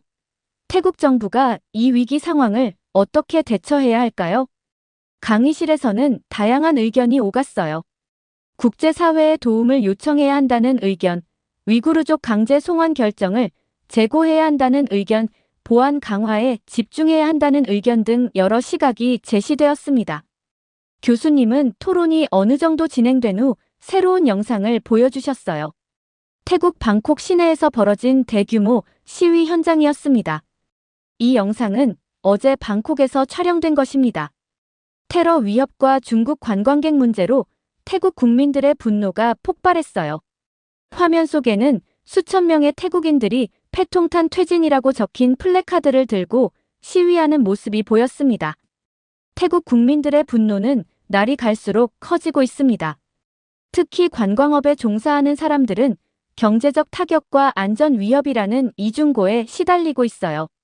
교수님은 태국 현지 방송과의 인터뷰 영상을 틀어주셨습니다. 방콕의 한 관광 가이드가 인터뷰하는 모습이었어요. 패통탄 총리는 최악의 총리예요. 한국인 관광객도 놓치고 중국의 손을 잡아서 안전마저 놓쳤어요. 관광업은 망가졌고 테러 위협에 우리 삶까지 위험해졌습니다. 이게 총리가 할 일인가요? 그는 즉시 사퇴해야 합니다. 교수님이 영상을 멈추고 말씀하셨어요. 태국 국민들의 분노가 극에 달하고 있습니다. 이러한 상황에서 태국 정치권에도 변화의 움직임이 나타나고 있어요. 화면에는 태국 야당 정치인들의 기자회견 장면이 나왔습니다. 일부 정치인들은 한국과의 관계를 회복해야 한다는 목소리를 내기 시작했습니다. 태국 야당 대표는 한국과의 협력이 태국 경제에 더 도움이 된다.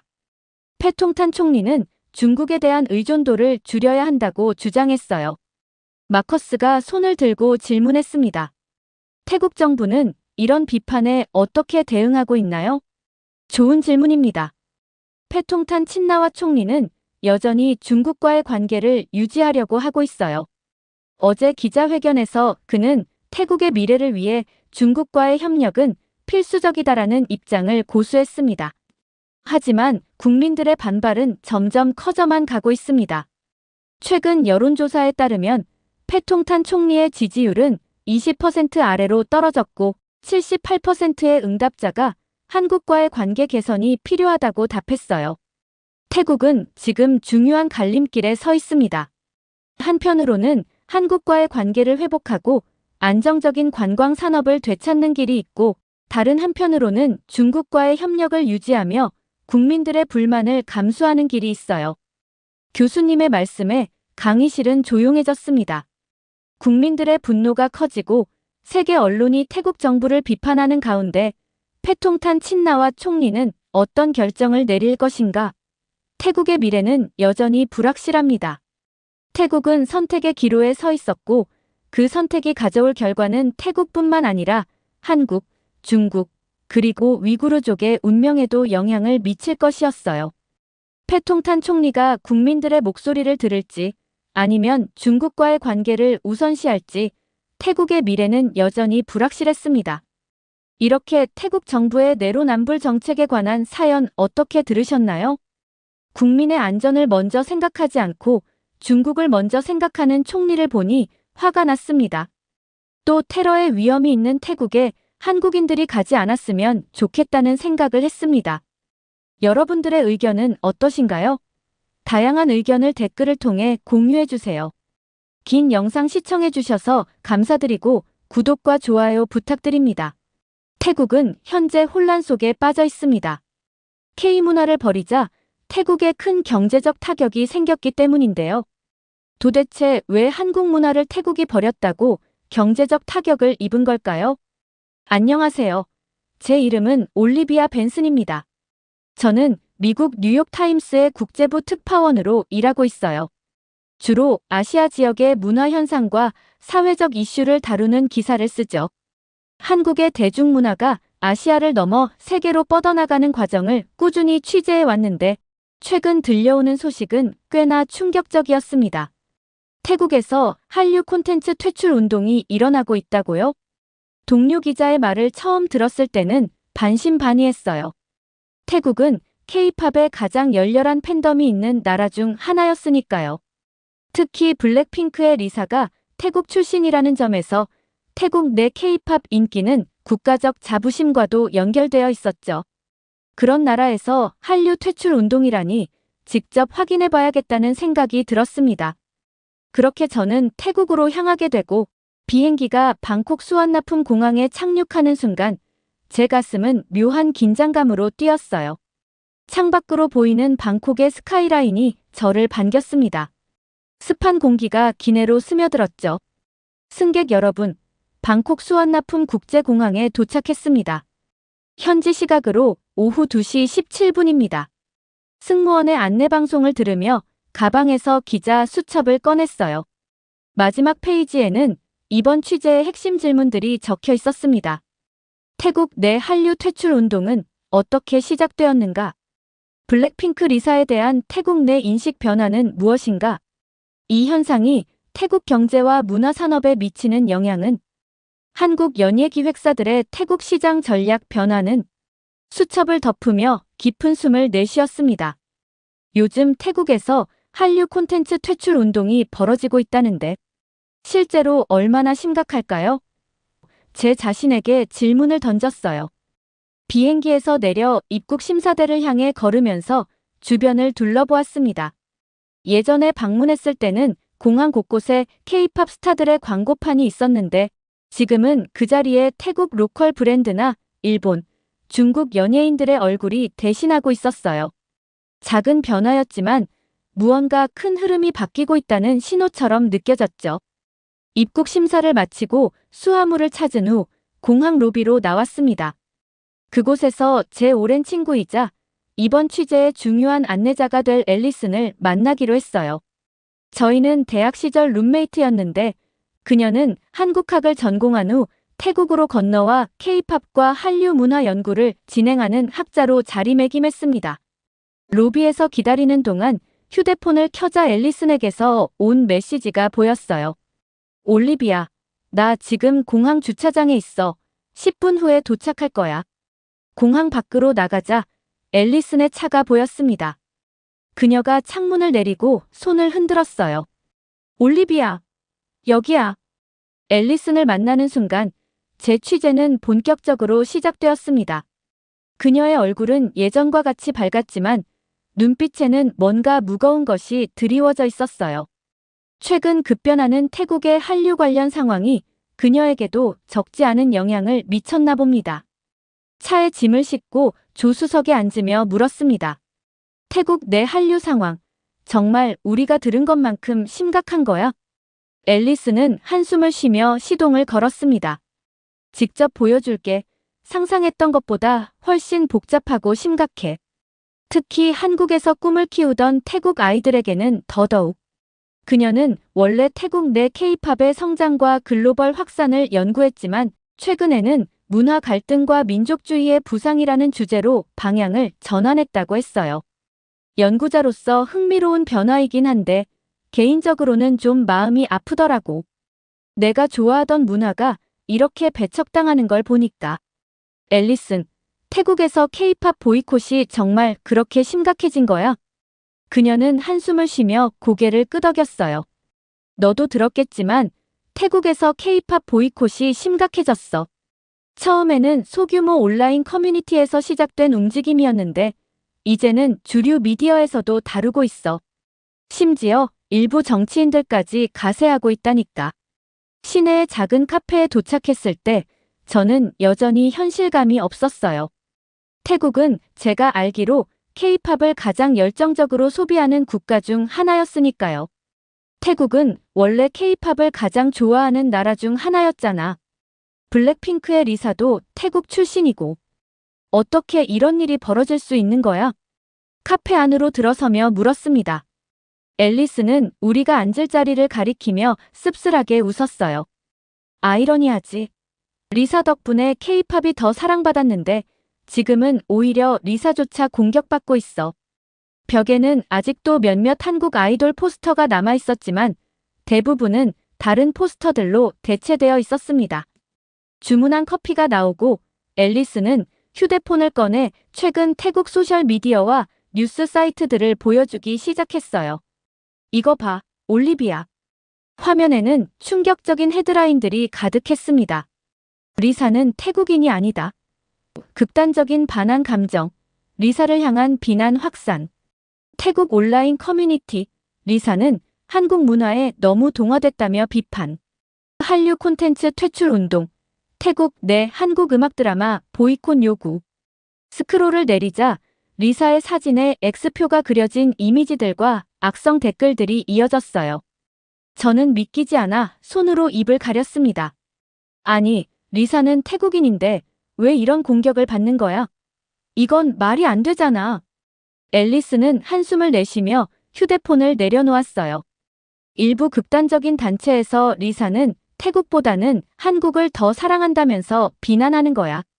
심지어 그녀가 한국 기업 광고를 찍은 것도 문제 삼고 있어. 태국 브랜드는 홍보하지 않으면서 한국 브랜드만 홍보한다는 거지. 말도 안 되는 주장이지만 그게 지금 퍼지고 있는 논리야. 커피를 한 모금 마시며 생각에 잠겼습니다.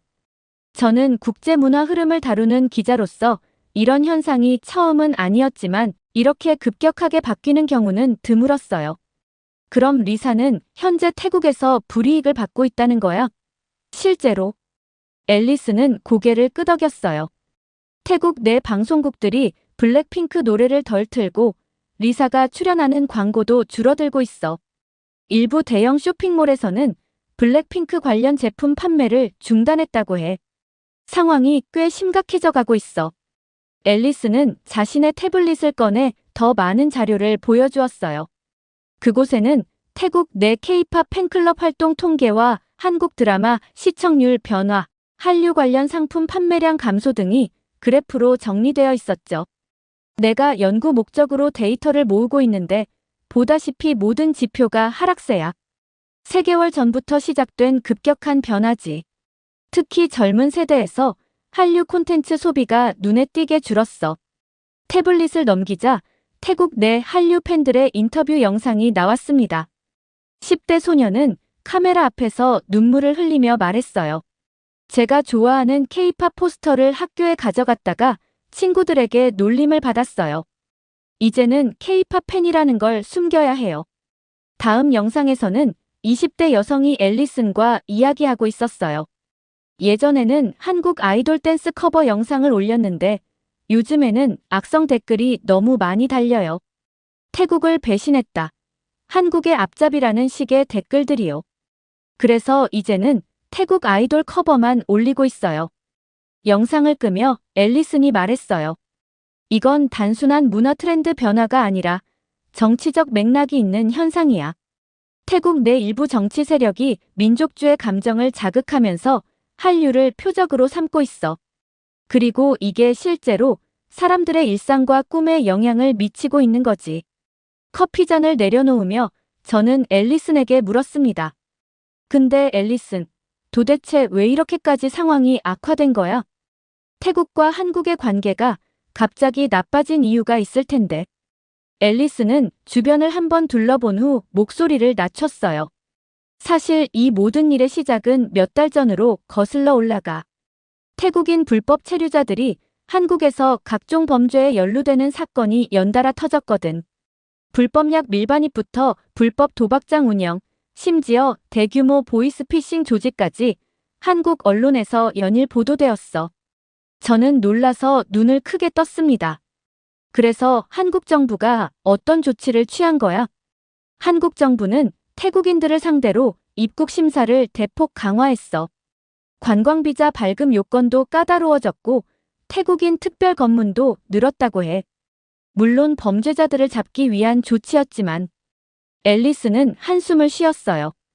이 사실이 태국 SNS에 퍼지면서 폭발적인 반응이 일어났어. 한국이 태국 사람들을 잠재적 범죄자 취급한다. 태국인 차별이다라는 식의 글들이 급속도로 퍼졌지. 그러면서 한국 불매운동이 시작된 거야. 솔직히 말하자면 한국 정부의 선택은 잘못되지 않았다고 생각해. 문제는 그걸 태국 미디어가 과장해서 보도한 거지. 그럼 태국 정부는 어떻게 대응했어? 그게 더 큰 문제였어. 패통탄 친나와 총리는 초기에 이 문제를 별로 중요하게 여기지 않았거든.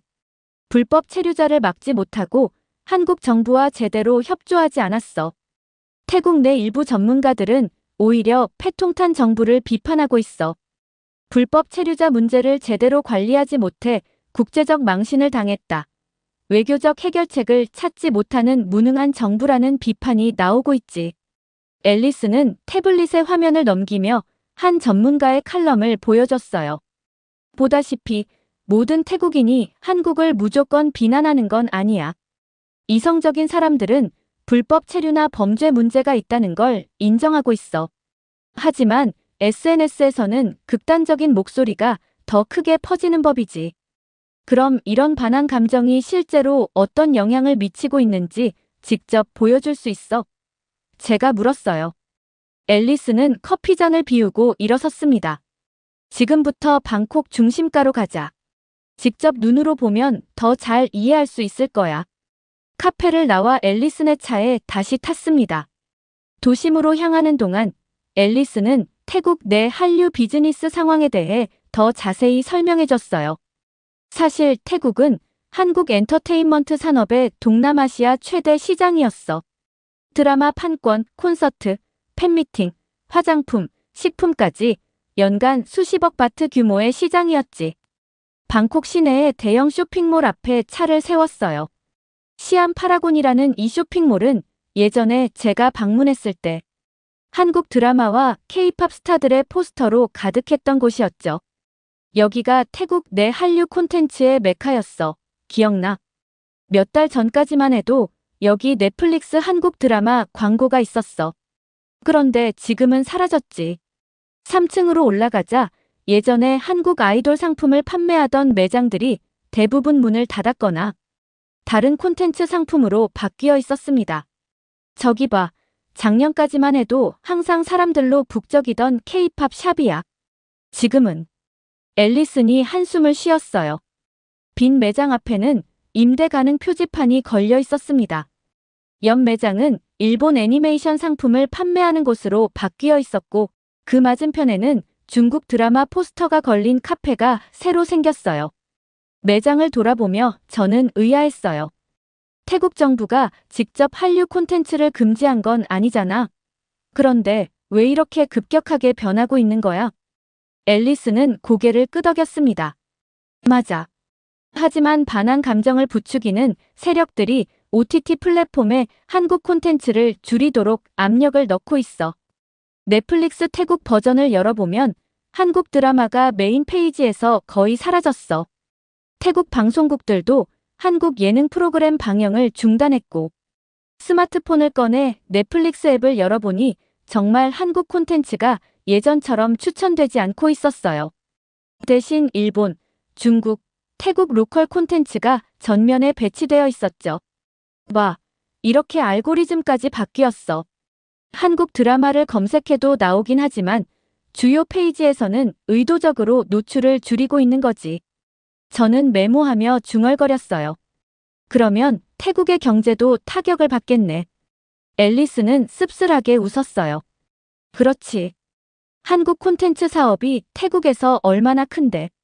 이 기조가 계속되면 경제적 손실이 불가피해. 실제로 한국 화장품 브랜드들의 매출이 30% 이상 감소했다는 보고가 있어. 한국 식품점들도 매출이 급감하고 있고. 그때 갑자기 소란스러운 소리가 들렸습니다. 저희는 소리가 나는 방향으로 다가갔어요. 푸드코트 한켠에서 몇몇 10대들이 언쟁을 벌이고 있었습니다. 한 그룹은 한국 아이돌 티셔츠를 입고 있었고, 다른 그룹은 그들을 둘러싸고 뭔가 비난하는 듯 했어요. 몇몇 쇼핑객들이 그들을 말리려 했지만 감정이 격해져 보였습니다. 저건 뭐야? 제가 물었어요. 앨리스는 한숨을 쉬었어요. 태국 내 K-팝 팬덤의 갈등이야. 요즘 자주 벌어지는 일이지. K-팝을 여전히 사랑하는 팬들과 반한 감정을 가진 사람들 간의 충돌이야. 이제는 한국 아이돌 티셔츠를 입고 다니는 것만으로도 괴롭힘을 당할 수 있어. 경비원들이 와서 상황을 통제하자 저희는 다시 이동했어요. 5층에 있는 대형 전자제품 매장에 들어가자 대형 TV들이 줄지어 있었습니다. 그 화면들에서는 태국 뉴스가 나오고 있었어요. 잠깐만 저거 봐. 앨리슨이 가리켰어요. TV 화면에는 태국 문화부 한국 콘텐츠 방송 비율 제한 검토 중이라는 자막이 흐르고 있었습니다. 이제 정부까지 직접 나서려는 거야? 제가 놀라서 물었어요. 아직 확정된 건 아니지만 문화부에서 외국 콘텐츠 비율 조정이라는 명목으로 한국 콘텐츠를 겨냥한 정책을 준비 중이라는 소문이 있어. 이미 몇몇 공영방송에서는 한국 프로그램 편성을 자체적으로 줄이고 있고, 저는 태국 취재를 하면서 이런 급격한 문화적 변화를 본 적이 없었어요. 메모장에 빠르게 메모를 했습니다. 이게 다 불법 체류자 문제에서 시작된 거라니 믿기 힘들다. 앨리스는 고개를 끄덕였어요. 맞아. 사실 이건 단순한 문화 갈등이 아니라 정치적, 경제적 요소가 복잡하게 얽힌 문제야. 태국 내 일부 정치 세력은 이런 반한 감정을 자신들의 정치적 이득을 위해 이용하고 있어. 경제적 손실은 얼마나 될 것 같아? 제가 물었어요. 앨리스는 휴대폰을 꺼내 그래프를 보여주었습니다. 내가 연구를 위해 대략적인 추산을 해봤는데 태국 내 한류 관련 산업의 매출이 약 40~50% 감소했어. 연간 50억 바트 약 1억 5천만 달러 이상의 경제적 손실이 예상돼. 특히 K-팝 콘서트, 팬미팅, 관련 상품 판매 등이 급감했지. 태국의 경제 상황이 좋지 않은 시기에 이런 손실은 분명 큰 타격일 거라고 생각했어요. 이제 어디로 가볼까? 제가 물었습니다. 앨리스는 시계를 확인했어요. 지금부터는 더 중요한 사람을 만나러 가야 해. 한국에서 꿈을 키우다가 최근에 태국으로 돌아올 수밖에 없었던 연습생을 말이야. 그녀의 이야기가 이 모든 상황의 인간적인 면을 보여줄 거야. 앨리스는 방콕 외곽의 한 아파트 단지로 차를 몰았어요. 조용한 주택가를 지나 작은 단지 앞에 차를 세웠습니다. 여기서 누굴 만나는 거야? 나린이라고 해. 얼마 전까지 서울에서 대형 기획사 연습생으로 있다가 태국으로 돌아온 친구야. 집으로 들어가기 전 앨리슨이 저에게 말했어요. 올리비아, 나리는 아직 상처가 깊어. 인터뷰하듯 질문하기보다는 친구처럼 대해줬으면 해. 저는 고개를 끄덕였습니다. 저희가 도착하자 문을 연 것은 또래 친구들과 달리 생기가 없어 보이는 18세 소녀였어요. 눈가에는 피곤함이 깃들어 있었죠. 앨리슨이 나린을 소개해 주었어요. 우리는 작은 거실에 앉았고 나린의 어머니가 차를 내왔습니다. 나린, 괜찮다면 올리비아에게 내 이야기를 들려줄 수 있겠니? 앨리슨이 조심스럽게 물었어요. 나린은 잠시 침묵하다가 고개를 끄덕였습니다. 저는 14살 때부터 한국에서 K-팝 연습생으로 지냈어요. 4년 동안 한국에서 살면서 데뷔만을 바라보고 달려왔죠. 저는 한국의 대형 기획사에서 태국 출신 연습생들이 계약 해지 통보를 받았다는 소식을 들었지만 직접 당사자를 만나니 더욱 가슴이 아팠어요. 너무 갑작스럽게 계약이 해지된 거야? 제가 조심스럽게 물었어요. 나리는 쓴웃음을 지었습니다. 일주일 전이었어요. 사무실에 불려갔는데 회사 대표님이 직접 말씀하셨어요. 죄송합니다. 현재 태국과의 관계가 악화되어 태국 출신 연습생을 더 이상 유지할 수 없습니다. 그녀의 눈에 눈물이 고였어요. 하지만 저는 모든 걸 포기하고 한국에서 꿈을 위해 달려왔어요. 가족, 친구, 학교 다 포기하고 한국에서 하루 15시간씩 연습했는데 앨리슨이 나린의 손을 잡아주었어요. 이건 내 잘못이 아니야. 하지만 상황이 너무 어려워졌어. 태국 출신 아이돌을 데뷔시키면 한국 팬들의 반발이 있을 수 있고 태국에서도 활동이 어려울 거야. 결국 나리는 눈물을 흘리며 한국을 떠나야만 했습니다. 그녀뿐만이 아니었어요. 같은 기획사의 태국 출신 연습생 3명과 다른 기획사에 있던 태국 친구들 5명도 모두 비슷한 상황을 겪었다고 했어요. 한국에 있던 태국 출신 연습생들 대부분이 계약 해지를 당했거나 스스로 떠나야 했어요. 우리끼리 단체 채팅방이 있는데 다들 비슷한 상황이에요. 나리는 휴대폰을 꺼내 사진들을 보여줬어요. 한국에서 연습생 생활을 하며 찍은 사진들, 같이 연습하던 친구들과의 추억이 담긴 사진들이었습니다. 태국으로 돌아오니 어때? 제가 물었어요. 나린의 표정이 더욱 어두워졌습니다. 더 힘들어요.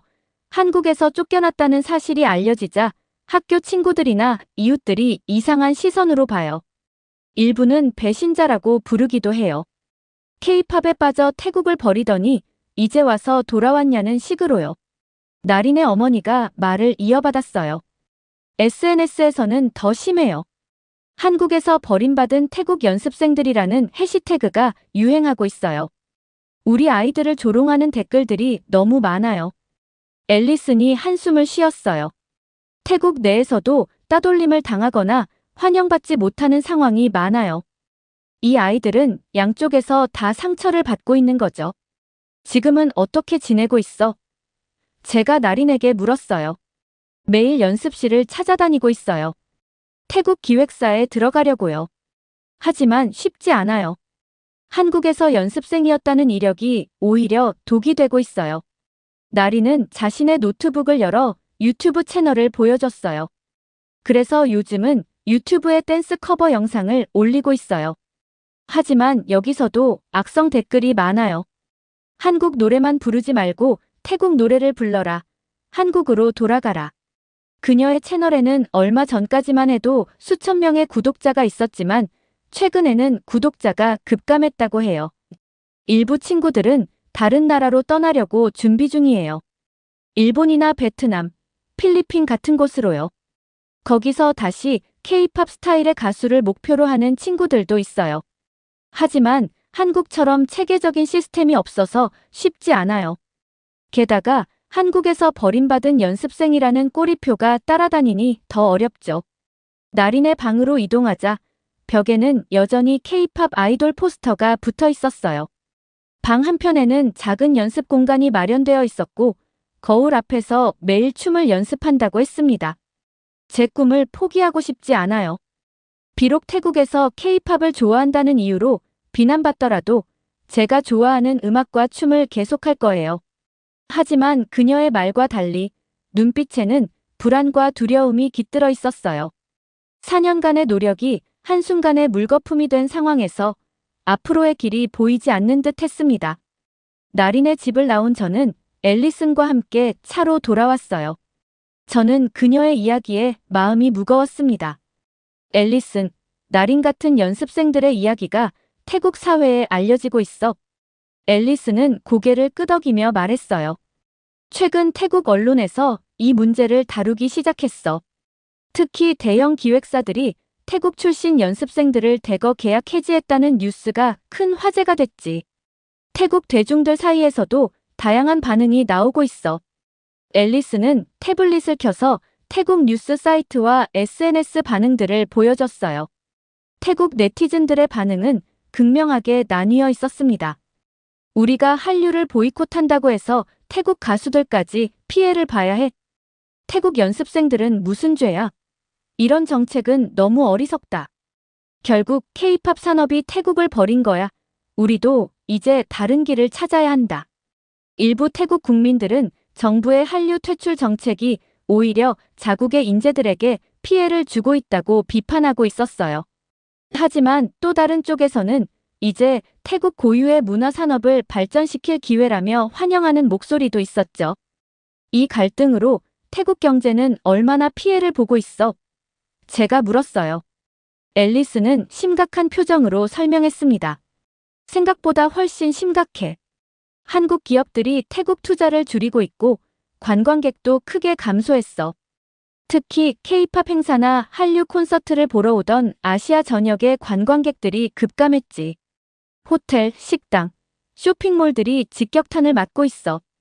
태국 경제부 발표에 따르면 한류 관련 산업 축소로 인한 경제적 손실이 연간 약 80억 바트 약 1억 5천만 달러에 이를 것으로 예상된다고 했어요.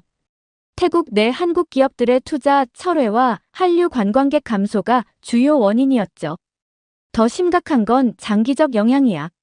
한류를 통해 태국 문화도 세계에 알려지는 시너지 효과가 있었는데 그것도 사라지고 있어.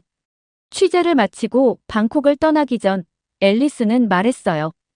결국 불법 체류자 문제로 시작된 작은 갈등이 이렇게 큰 문화적, 경제적 충돌로 번졌어.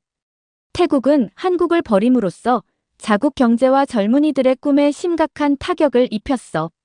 이런 문화적 단절이 얼마나 오래 갈지는 아무도 모르지만 지금 당장 피해를 보는 건 나린 같은 젊은이들이야.